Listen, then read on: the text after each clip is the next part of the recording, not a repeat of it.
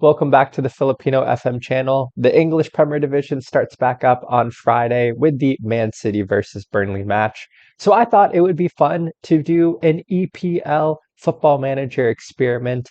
And in this experiment, I'm going to destroy the reputation of the English Premier Division to see how it affects every team in the game.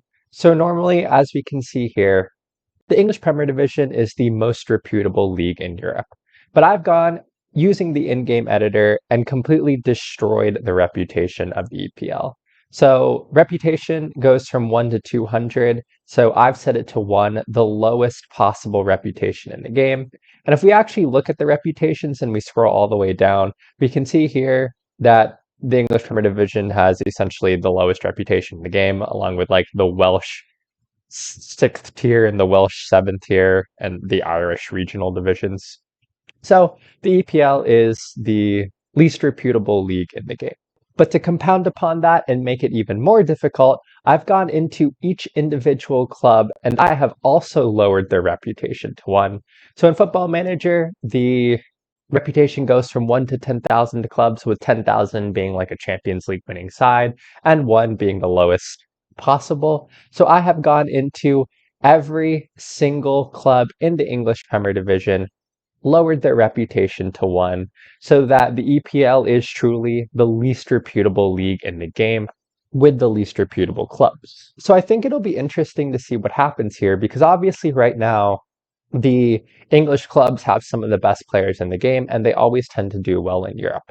So reputation could increase again very quickly. The league reputation and the club's reputation could all increase as they tend to do well in European competition.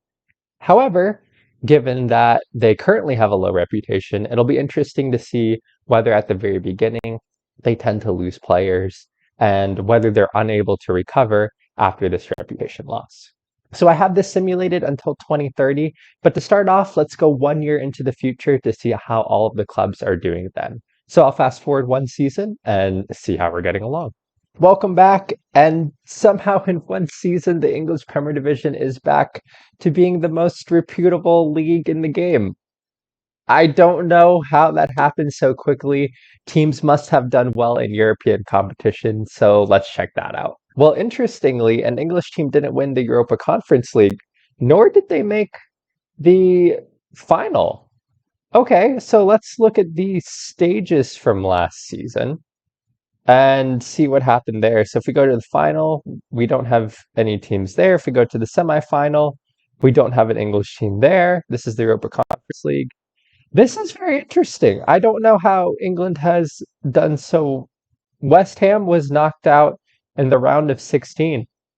Okay, so maybe it was the Europa League?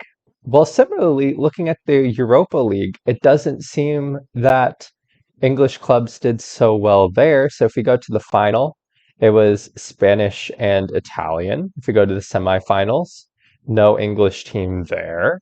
We don't see an English team in the quarters. Do we see an English team? And United and Tottenham, oh, and Arsenal, but all knocked out in the round of 16.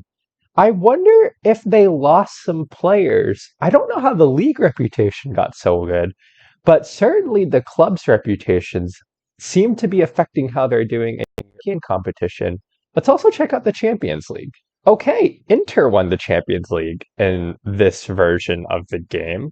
So let's go to the stages. Let's go to the past season. On Milan Derby. Wow. Okay. Well, that would have been a pretty cool Champions League. So Liverpool did make the semifinal, which might have helped the competition reputation. And where are the other English clubs, actually? Round of 16? Liverpool, Chelsea. So it looks like clubs were actually knocked out in the group stages. So Liverpool and Chelsea, we know, made it. But where was Man City? Wow. They're in third. And Tottenham finished third. So, wow, okay, this is surprising. So for some reason, and I wonder if competition reputation then is maybe not just this season, but also incorporating past seasons. Because England jumped right back up to first in competition reputation, but the club performances have taken a hit. I'm curious to see the big transfers from last season. And let's see, are we seeing anything? So Declan Rice moved to Real Madrid in this game. Decore, I don't see any like huge losses. It's not like De Bruyne or Holland are leaving. This is really interesting. So it seems that even though there isn't a huge change in any of the team, like the composition of even the best teams, they've done really poor in European competition. Let's just look at Man City. Well, actually, okay, Liverpool went the furthest, I think. So Chelsea won the league and Liverpool went the furthest. So let's see. Their reputation is really low. Wow. And then Liverpool got the furthest in the Champions League. And again, really low reputations. So individual club reputations haven't recovered, but the league has recovered. This is really interesting. All right, so season one's given us some really interesting results. Let's go forward another 3 seasons and see how we're doing in 2026, and then we'll go to the end of the simulation in 2030.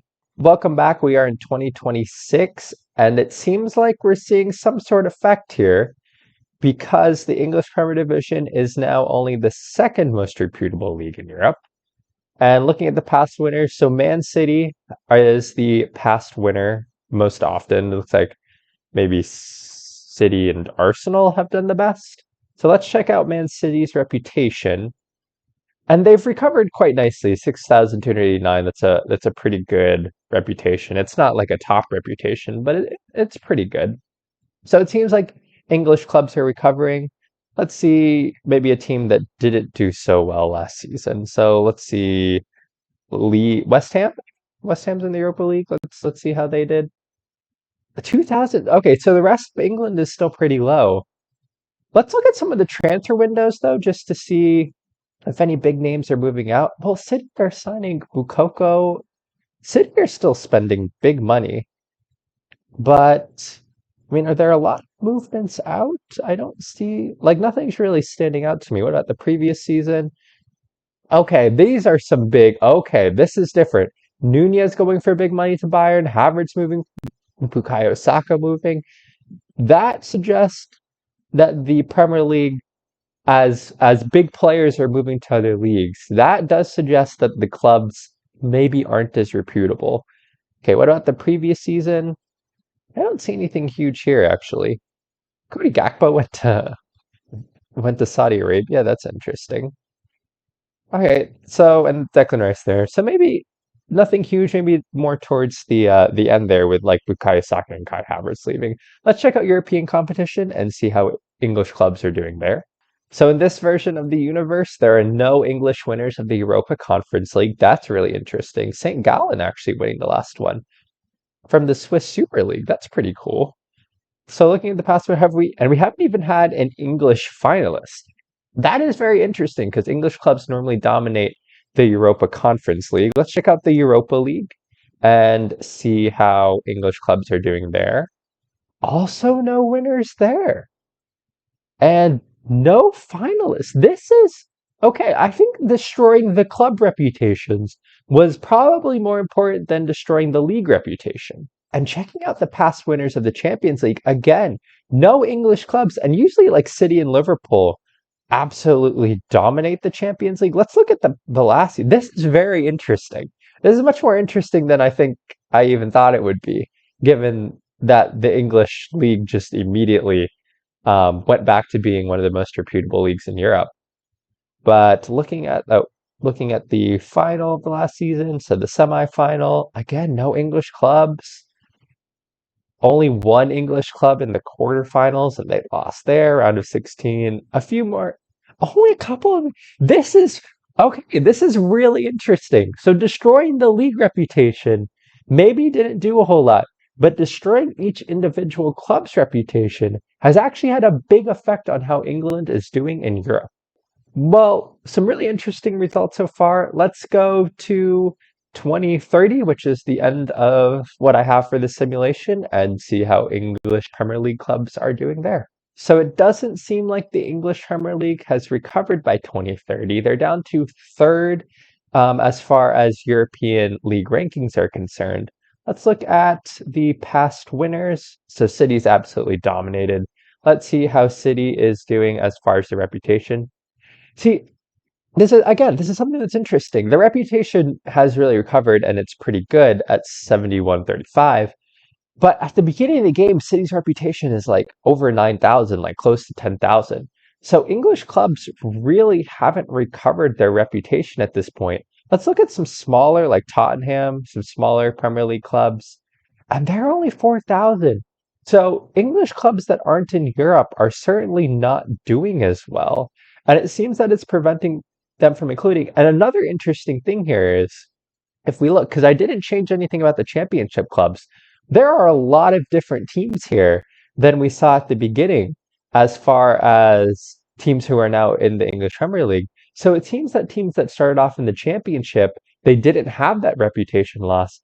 They're actually doing a bit better. There's some really interesting things. So destroying the league reputation didn't seem to have much an effect, but destroying the club's reputation is having a bounce on effect to the league reputation. And now we're seeing the English Premier League drop in rankings because the clubs just aren't as reputable. Let's look some of the transfers. Are people leaving the league? I think that's the real question. So starting off here, I don't see anything. But actually, what I'm seeing here is that English clubs aren't paying very high fees. We're not seeing the 100 million, 90 million pound transfers. That might be the more interesting thing. And Moukoko going to Real Madrid. Again, players leaving the league here for big amounts of money. And I don't see the English clubs and Erling Haaland leaving Man City, who've been the best team, to Real Madrid. So this means that other leagues are paying a premium for English Premier League players. And the only one that's really like Man City is really the only club paying a lot of money for players, but I don't see that happening from other clubs. This is fascinating. Checking out the Europa Conference League again, no English winners of the Europa Conference League and not even an English finalist. Wow. Okay, so the Europa Conference League, let's look at the stages in the last season and just see where English clubs got to. So no one even in the semifinal, no one in the quarterfinal. I mean, we have Israeli and Greek clubs and a Serbian club in the quarterfinal, but no English clubs. Round of 16. We have a Northern Irish team in the Europa Conference League round of 16. Linfield, of course, it's Linfield. Knockout playoff round? Where is the English clubs in the Europa Conference League? This is insane. So looking at the league phase, where is our English club? Wait, did we have anyone in the Europa Conference League? I'm so confused. Champions Path, fourth qualifying round. Where are the English clubs in the Europa Conference League? Are they in? I'm baffled. I don't see any English clubs. What happened? League Path. Okay, English clubs here. Do you guys see the English clubs? Okay, I don't know what happened, but there's no English clubs in the Europa Conference League. I don't know what's going on. All right, moving on to the Europa League now. So again, looking at the past winners, no English clubs, no even runners up. This is really interesting. All right, let's go to the final. Obviously, no English clubs in the final. Nothing in the semifinal, quarterfinal. Okay, we do have United in the quarterfinal of the Europa League, but it's still, I mean, they got destroyed actually by Lyon. It wasn't even a close draw. And finally, let's check the most important of all the competitions, the Champions League. And okay, so City did actually we do have a City team making the Champions League final, but otherwise we don't have any English winners or really any other English finalists. So let's look at the 2029-2030 season, just see how far English clubs made it. So if we go, actually we need to go to the previous season, and let's go to the final. Barcelona PSG. Oops, that was the previous season. I apologize. So let's go to the semifinal. Again, Porto. Wow. All right. Quarterfinal. No English clubs there. Wow. And one English club in the round of 16. Wait, so that means English clubs were getting knocked out in the group stages. This is such a a difference from what we normally see. So actually in the knockout playoff round, that's where we lost City, Liverpool, and Arsenal was the only team to make it. And if we look at the league phase, wow, I mean, English clubs really just not doing that well. We only have three teams in the league phase and two were knocked out in the knockout playoff rounds. Absolutely astounding results. So I would say we've sort of semi-successfully destroyed the English Premier League, but interestingly, it wasn't by destroying the league's reputation. It was actually by destroying each individual club's reputation, which is where then we've seen England drop down as far as their competition reputation is concerned. So this really shows how important club reputation is. It does make me wonder if we could just destroy one club's reputation by, well, destroying their reputation and setting it to one. We might have to try that in the future with like Man City or something. But again, some really interesting results here. But with that, thank you for watching this video. I hope you've enjoyed this Football Manager 2023 experiment, and I am looking forward to the new English Premier League season, and I'm sure we'll have some content about that in the future. But until then, thank you again for watching. I hope you all are having a wonderful week, and I will see you all in the next video. Bye!